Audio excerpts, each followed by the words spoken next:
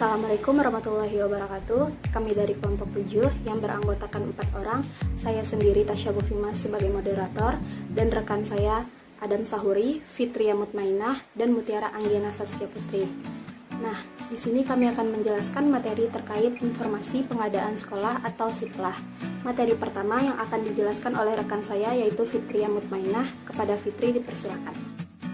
Sebelumnya terima kasih kepada moderator. Perkenalkan, nama saya Fitria Mutmainah, NIM 18000009. Baiklah, di sini saya akan menjelaskan materi tentang pengertian SIPLAH. SIPLAH yaitu sistem elektronik yang digunakan untuk melakukan pengadaan barang atau jasa oleh satuan pendidikan yang diakses melalui laman siplah.kemdikbud.go.id.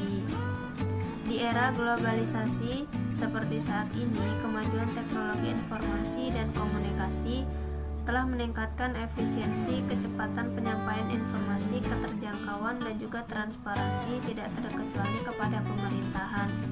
Pemerintah Indonesia telah mendorong penerapan e-government dengan pemanfaatan teknologi informasi dan komunikasi dalam proses pemerintahan untuk meningkatkan efisiensi, efektivitas, transparansi, dan akuntabilitas penyelenggaraan pemerintahan, termasuk pada bidang pendidikan. Baiklah, sekian materi yang dapat saya sampaikan. Saya kembalikan kepada moderator.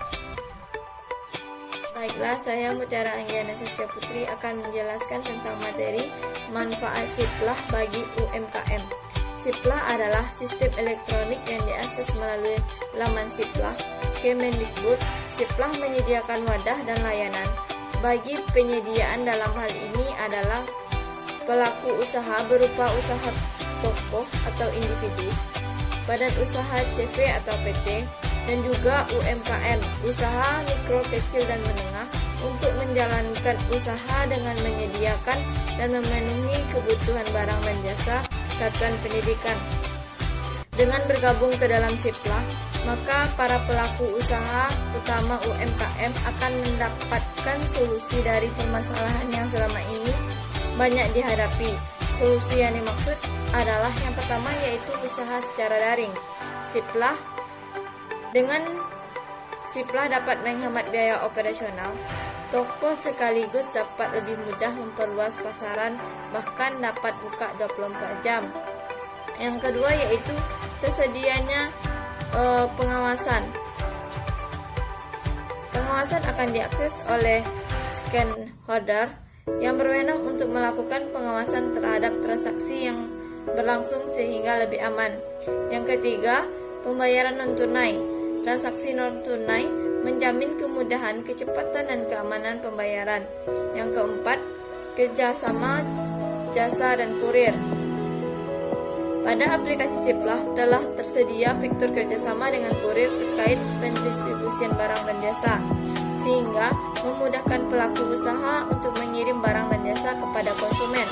Yang kelima, bukti transaksi elektronik tersimpan. Semua riwayat transaksi terdokumentasi dengan baik secara elektronik, mulai dari proses penawaran barang, pembandingan harga, negosiasi harga, pemilihan penyediaan, pengiriman barang, proses serah terima, proses pembayaran, dan lain-lain. Sekian dari saya kembalikan kepada moderator. Baiklah, materi selanjutnya yaitu manfaat SIPLAH untuk satuan pendidikan yang akan saya jelaskan sendiri.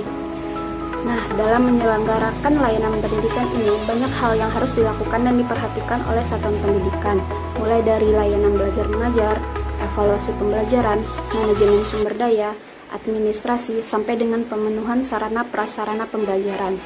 Untuk mendukung keberlangsungan proses pembelajaran, maka satuan pendidikan harus melakukan proses pengadaan barang dan jasa dengan memperhatikan kaidah dan peraturan yang berlaku. Nah, terkait dengan pengelolaan dana dan proses pengadaan barang dan jasa ini, satuan pendidikan secara umum mengalami kendala sebagai berikut. Yang pertama yaitu beban kerja kepala sekolah dan guru yang sudah sangat padat. Yang kedua, target realisasi BOS yang waktunya terbatas.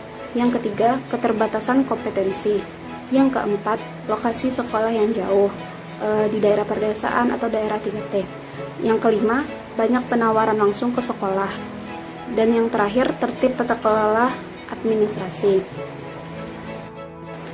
Dengan keunggulan yang ditawarkan oleh Siplah tersebut, maka prinsip-prinsip PBJ oleh satuan pendidikan sebagaimana tercantum dalam Permendikbud Nomor 14 Tahun 2020 tentang pedoman pengadaan barang atau jasa oleh satuan pendidikan dapat tercapai, yaitu yang pertama, efektif dan efisien. Artinya di sini yaitu mempermudah dan menyederhanakan kewajiban pelaporan oleh satuan pendidikan.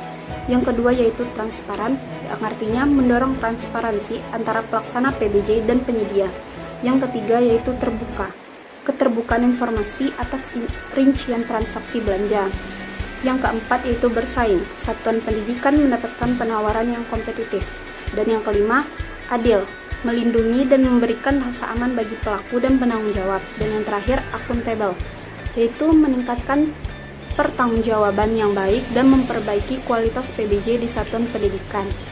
Nah, materi selanjutnya yaitu tentang cara pemutakhiran Dapodik untuk akses Siplah.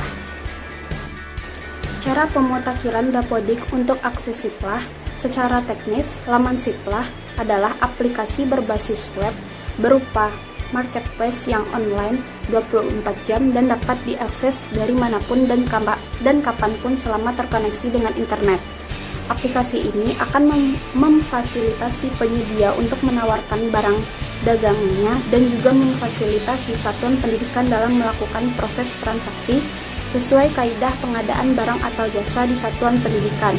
Dengan demikian, di dalamnya akan tersimpan seluruh riwayat dan dokumen PBJ satuan pendidikan tersebut. Oleh karenanya diperlukan sistem pengamanan berupa autentikasi dengan akun, yaitu berupa user dan password. Dan karena pengguna dari Siplah adalah satuan pendidikan yang notabene, pasti sudah terdaftar di sistem pendataan pendidikan di Kemendikbud, yaitu data pokok pendidikan atau Dapodik.